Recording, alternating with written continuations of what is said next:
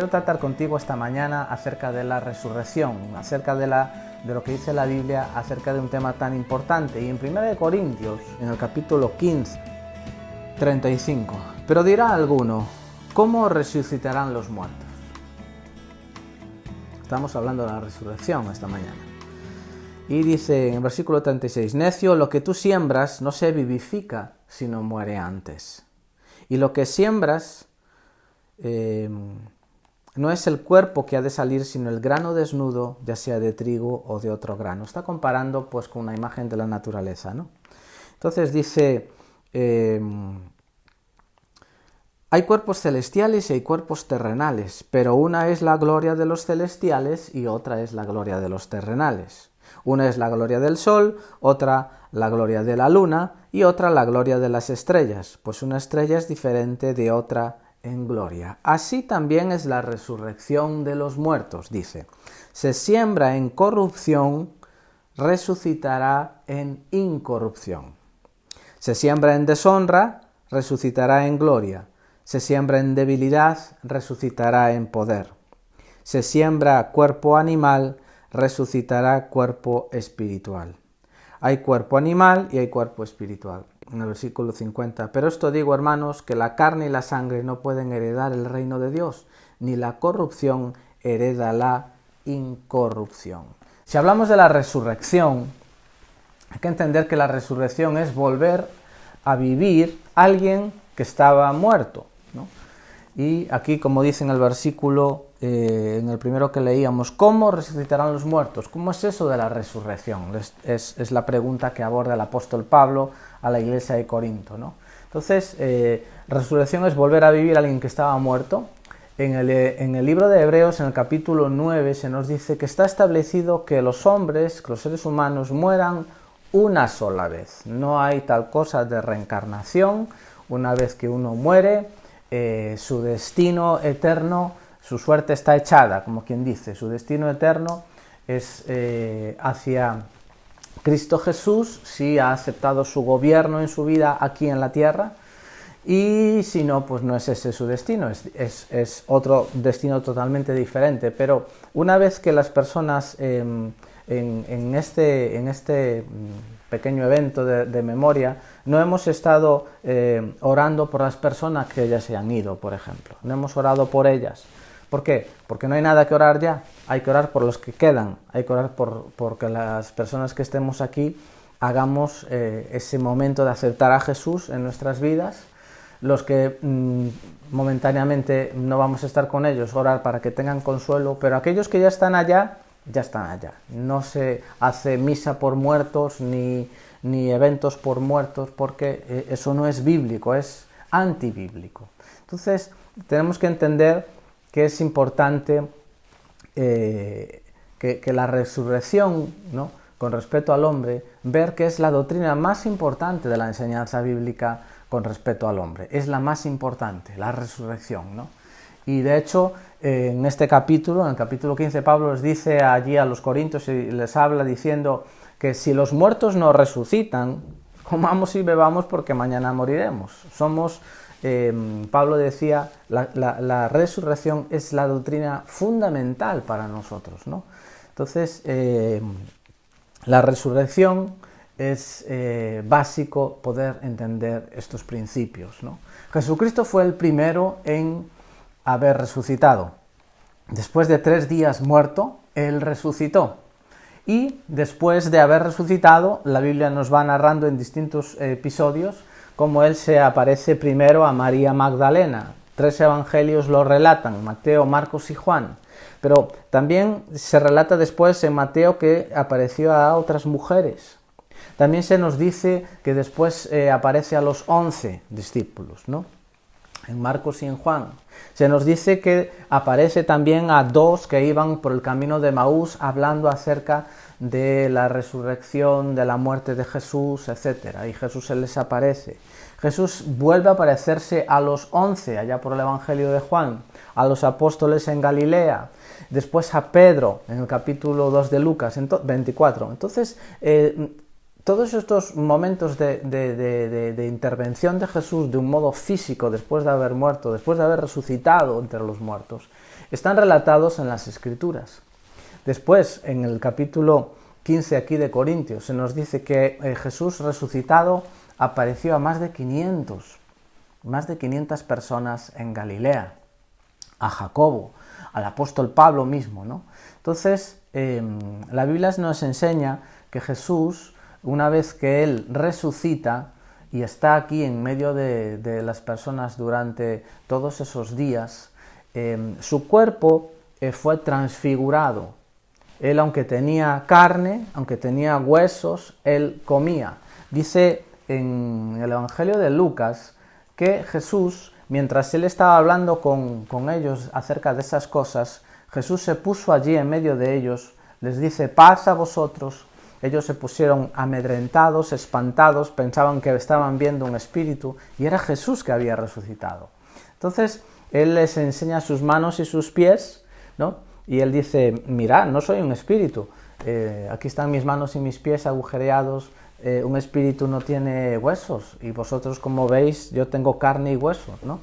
Y entonces Él les preguntó si tenían algo que comer, y allí en esos momentos le dieron un trozo del pescado, y ellos estaban allí, y Él comió delante de ellos. Entonces Jesucristo fue en ese momento en el que Él va apareciendo a los que estaban allí, estaba ya resucitado, Él estaba no era un espíritu, estaba con un nuevo cuerpo, ¿no? Ahora bien, ¿cómo seremos después de resucitar? ¿Cómo será nuestro cuerpo? ¿Qué diferencias va a haber? ¿Qué es lo que la Biblia dice que va a ser diferente en lo que ese nuevo cuerpo al que Dios nos va a dar se refiere? Dios nos va a dar un nuevo cuerpo y hay unas características que la Biblia ya nos va dejando un poco saber. La primera de ellas está en la primera de Corintios, que leíamos capítulo 15, allá por el versículo 42, dice, así también es la resurrección de los muertos. Dice, se siembra en corrupción y se resucita en incorrupción. ¿Qué quiere decir eso? Que Dios nos va a dar un cuerpo incorruptible, a ti y a mí. Un cuerpo incorruptible. El cuerpo que tenemos ahora es corruptible, desde que nace va en decadencia, pero el cuerpo que Dios nos va a dar a nosotros va a ser un cuerpo que es incorruptible. Dice la Biblia también ahí en el capítulo 15 que así como hemos traído la imagen del hombre terrenal, que es Adán, traeremos también la imagen del celestial, y se refiere a Jesús. Es decir, Dios nos va a dar un nuevo cuerpo de una nueva constitución. Un nuevo cuerpo que va a ser el vehículo perfecto del Espíritu redimido y recreado en Cristo Jesús. Ese nuevo cuerpo que Dios nos va a dar va a ser con una nueva constitución, y en ese sentido, ¿no? Dice también Romanos 8:30, a los que llamó, a estos justificó, y a los que justificó, a estos glorificó. O sea que nosotros sabemos, podemos entender que Dios transformará nuestro cuerpo, dice la palabra también, que Él transformará el cuerpo de la humillación nuestra para que sea semejante al cuerpo de la gloria suya. Semejante al cuerpo de la gloria suya. También sabemos, número 3, que va a ser, como dice ahí en 1 Corintios 15, se siembra en deshonra, resucitará en gloria, se siembra en debilidad, resucitará en poder. O sea, un cuerpo poderoso, en pocas palabras, ¿no? Con una personalidad perfeccionada ya, una personalidad perfeccionada a la imagen de Cristo Jesús, pero sin quitar su carácter singular, sin quitar su carácter propio, ¿no? La personalidad del hombre llegará a su perfección, a la semejanza del hombre perfecto que es Jesús, pero sin menguar, sin disminuir de su propio carácter distintivo, ¿no? No vamos a ser fotocopias, no vamos a ser, sino que en ese sentido mantendremos aún ese carácter distintivo, diferente que cada uno de nosotros tenemos, pero como que vamos a ser en ese sentido mejorados, perfeccionados es la palabra, al de Cristo Jesús. Si tan hermoso es el mundo aquí, en parte, ¿no?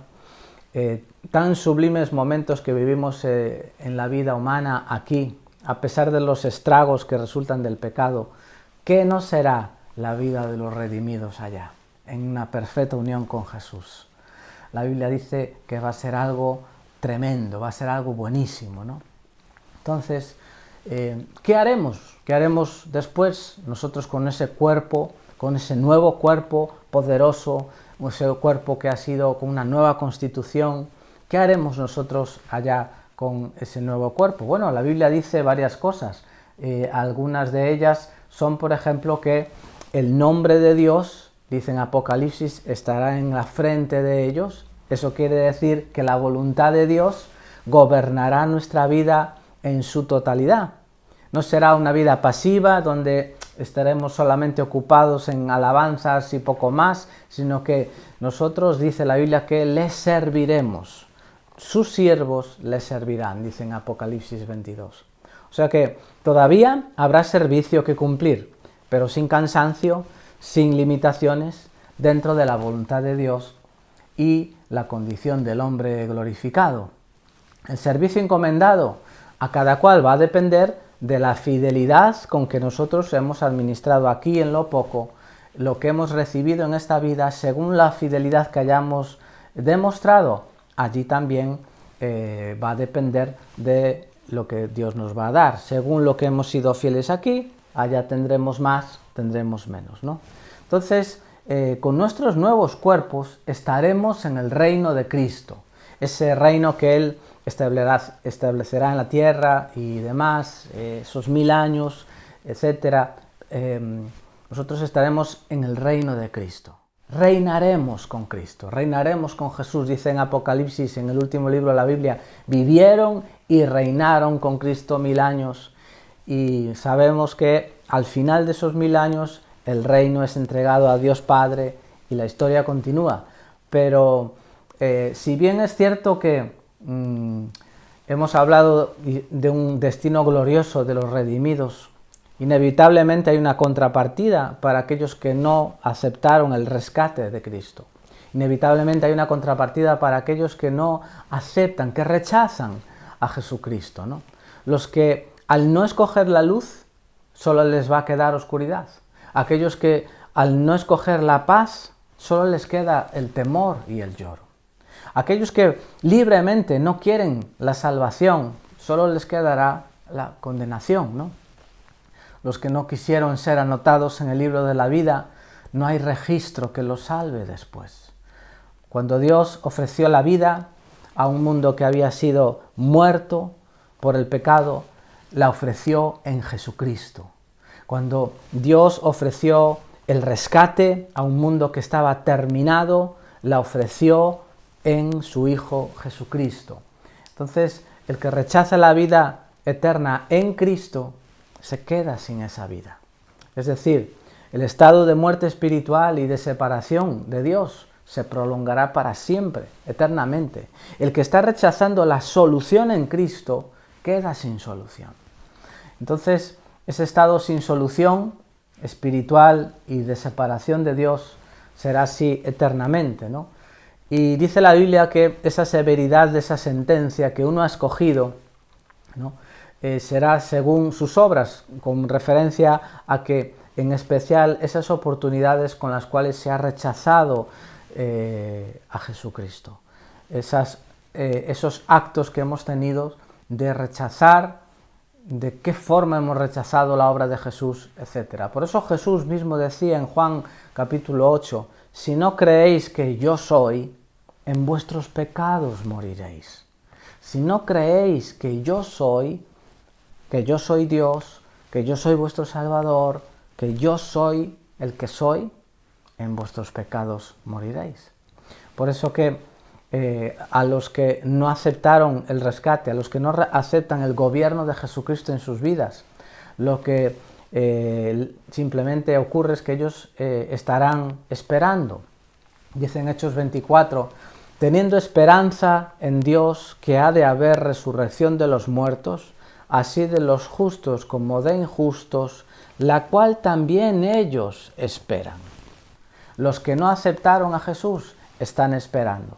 ¿Cuánto esperan? Bueno, los primeros 1000 años estarán esperando.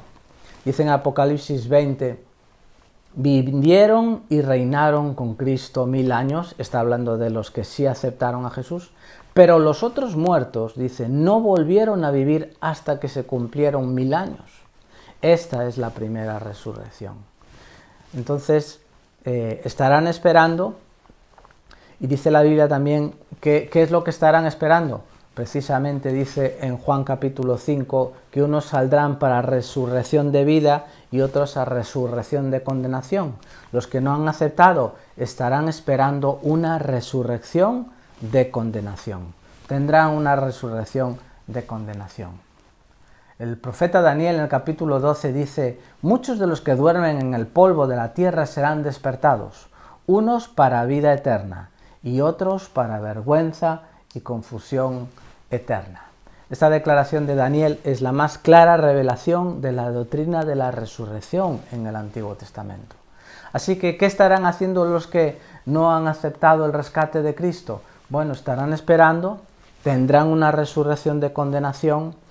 Esta condenación será al final del milenio, serán juzgados. En ese sentido, eso es escoger un futuro muy comprometido.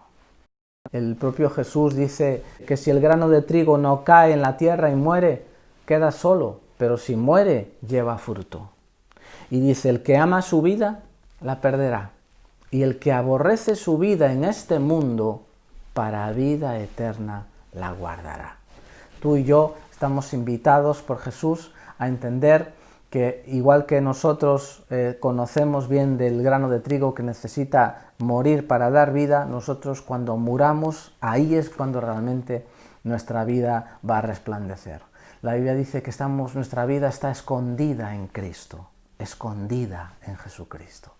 Tú y yo tenemos que armarnos de ese pensamiento, de saber que todo lo bueno, lo grande, lo poderoso aún nos queda por venir y es allá con Él.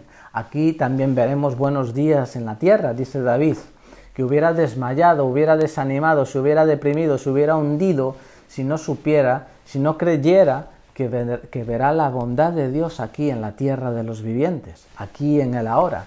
Pero también nosotros sabemos que esperamos lo bueno, ¿verdad? Lo grande una vez que estemos con el Señor, ¿no? Esa es una realidad que tenemos que entender y conocer bien. Hay muchos temores que muchas veces las personas tienen con respecto al tema de la muerte, de la resurrección. Hay muchas ideas por ahí que a alguno por ahí pues, se le ocurrió, ¿no? Y es interesante conocer las Escrituras para saber realmente qué es lo que nos depara, ese cuerpo glorioso, incorruptible que Dios nos va a dar. Dice que no es como este cuerpo que nosotros tenemos, que enferma, que tiene frío, que tiene dolores. Dice Jesús que allí Él va a enjuagar toda lágrima de nosotros, ¿no? Entonces, los que no creyeron, pues estarán aguardando y esperando el juicio, ¿no? Mientras los que han creído estarán ya disfrutando durante 1000 años del reino de Cristo, los que no creyeron estarán esperando, ¿no? Esperando esa resurrección para condenación. O sea que en ese sentido nosotros podemos recalcar y subrayar, ¿no? Que la Biblia habla de ese juicio que espera a los que no han aceptado el gobierno de Jesús. Ese juicio va a ser en base a una sola pregunta. ¿Has aceptado la obra de Jesús para ti, para rescatarte y salvarte? ¿La has aceptado? Esa va a ser la pregunta, esa va a ser la cuestión. No va a ser otra. No va a ser si has sido más bueno ni has sido menos bueno, porque la Biblia dice que no hay uno bueno, solo Dios. No son nuestras obras. Nuestras obras, evidentemente, pues harán menor recompensa, pero la cuestión es si tenemos a Jesucristo. Si morimos sin Cristo, estamos perdidos. Si morimos sin Cristo, estamos perdidos. Pero si nosotros cerramos nuestros ojos para ir allá a nuestro destino eterno con Cristo, entonces nosotros sabemos que nos espera lo mejor. Amén. Así que quiero animarte a, como dice en el primer versículo de este capítulo, Pablo, la primera cosa que dice es: además os declaro, hermanos, el evangelio que os he predicado, el cual también recibisteis, en el cual también perseveráis, por el cual, asimismo, si retenéis la palabra que os he predicado, sois salvos. Si no, creísteis en vano. Pablo les está diciendo, nos esperan grandísimas promesas, cosas gloriosas, pero esas promesas son para los que retienen hasta el final el Evangelio, retienen hasta el final aquello que han creído.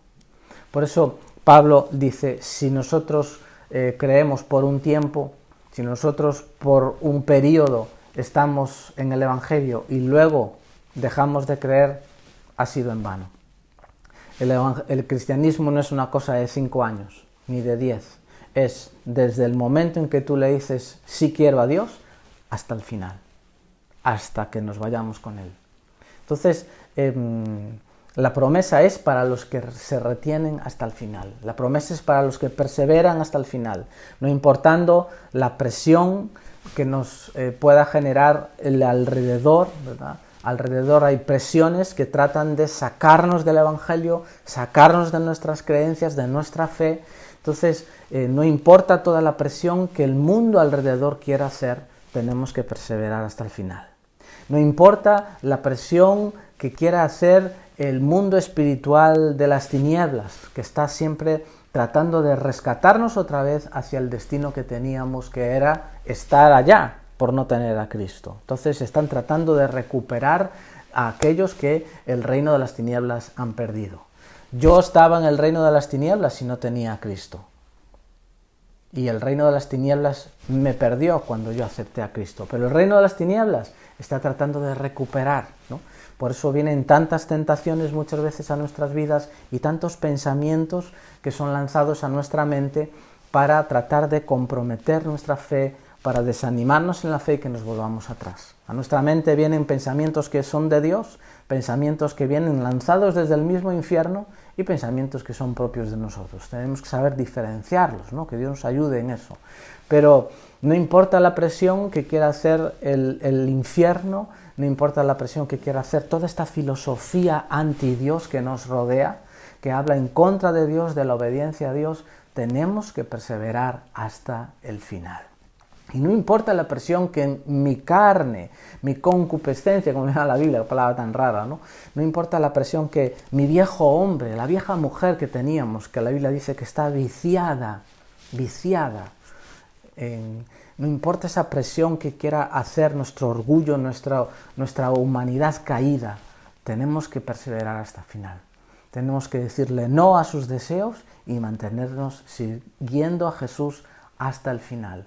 Todos esos 3 enemigos que nosotros tenemos, que es nuestro viejo hombre, el mundo, ¿verdad? Y las tinieblas, nosotros, dice ahí, si no creímos en vanos, si nosotros no retenemos, hemos creído en vano. Por eso, en esta mañana quiero animarme y animarte a que no dejemos que nada ni nadie robe nuestra fe.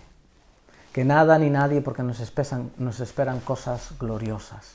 No dejar que no haya nada, ninguna circunstancia que nos desanime tanto como de dejar de seguir a Jesucristo. El propio Jesús contó que su palabra es sembrada en las vidas, en los corazones de las personas. Y hay 4 tipos de terrenos en donde cae la semilla. Es la parábola del sembrador que seguro que conoces. Y dice que hay un terreno que sucumbe por la presión de los afanes de este mundo, esas cosas con las que el mundo nos trata de atraer, ¿no?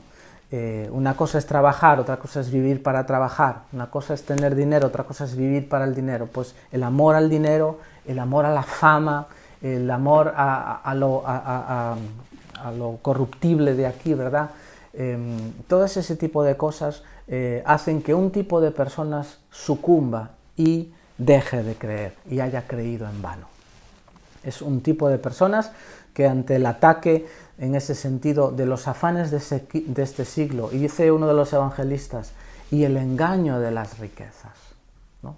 Entonces, por un lado, si tú tienes, estás afanado para no perderlo, y si no tienes, estás afanado por conseguirlo. Entonces, en un caso o en otro, estamos en la misma cuestión.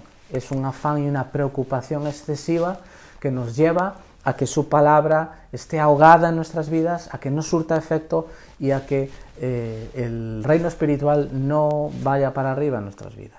Pero Jesús no solamente dice que hay ese tipo de personas, sino también dice que hay otro tipo de personas que sucumben la fe, y es aquellos que son robados en ese sentido. Todo lo que Dios está sembrando es robado por las tinieblas, por el enemigo de nuestras almas, ¿no? En primer lugar, porque no está entendiendo sus enseñanzas, sus principios, no está profundizando, es superficial, y entonces el enemigo de nuestras almas directamente viene y nos roba. Y por último, nos da otro tipo de personas, que es aquellos que por las aflicciones se vienen abajo. Yo no sé con qué aflicciones tú puedas estar lidiando en esta mañana, pero ármate de ese pensamiento, no dejes que ninguna aflicción te robe la fe. No dejes que ninguna aflicción te desanime de hacer lo que tú sabes que tienes que hacer, que es orar, hablar con Dios, que es leer su palabra, que es reunirte, ¿verdad? Que es obedecer a Dios, que nada de eso comprometa tu vida espiritual. Las aflicciones, dice, aflicciones y persecuciones, presiones que el mundo quiere hacer para que dejemos de seguir a Jesús, con nombre propio. Si eres cristiano, cuestiones que van contra tuya por ser cristiano, por seguir a Jesucristo. Entonces hay una persecución que está ahí, que es una realidad. La Biblia habla de ella y dice que tenemos que ser valientes y no acobardarnos y decir, Señor, puedo perderlo todo en este mundo, pero lo que yo no voy a perder es a ti. Así que seamos de ese cuarto terreno que venció al infierno, que venció a los afanes y riquezas y este mundo, y que venció, número 3, a la aflicción y a la persecución. Que Dios nos da todas las herramientas para vencer, eso es una realidad, pero hay una parte que tengo que hacer y que tienes que hacer tú. Esa parte es la que tenemos que poner todo nuestro empeño en hacerla. Así que quiero acabar aquí dando una oportunidad. Si tú todavía no has hecho a Jesucristo el Señor de tu vida, el que la gobierne, para que puedas disfrutar de estas cosas gloriosas que nos esperan. Si tú no has hecho todavía eso, que tú en esta hora lo hagas.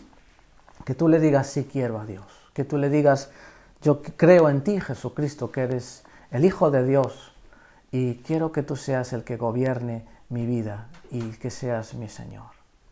Y que lo hagas aceptando el gobierno de su vida en ti.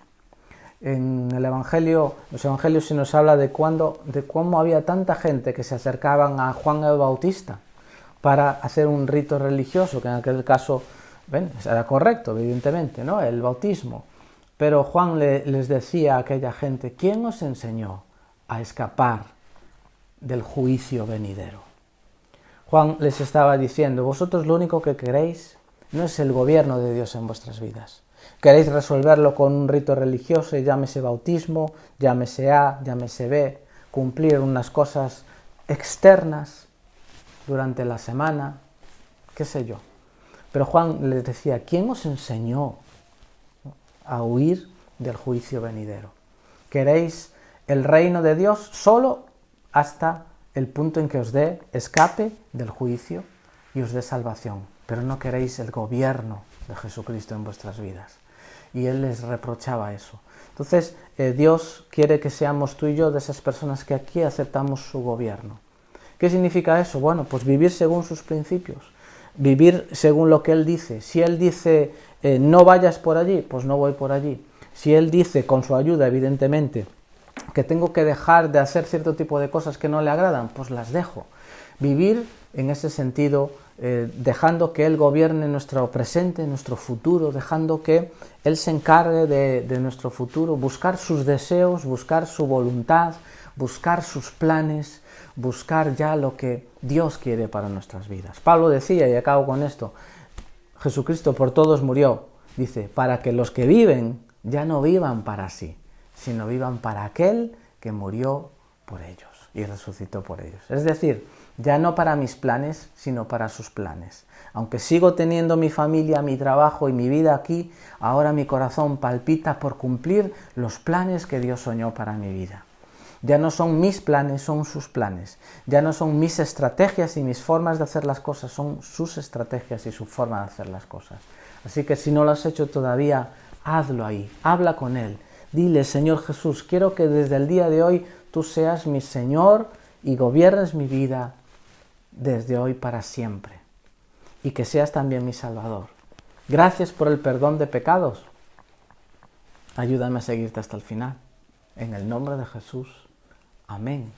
Muchas bendiciones. Que esta sea una semana de disfrutar de su presencia y de disfrutar de esas promesas que Dios ha hecho. Muchas bendiciones.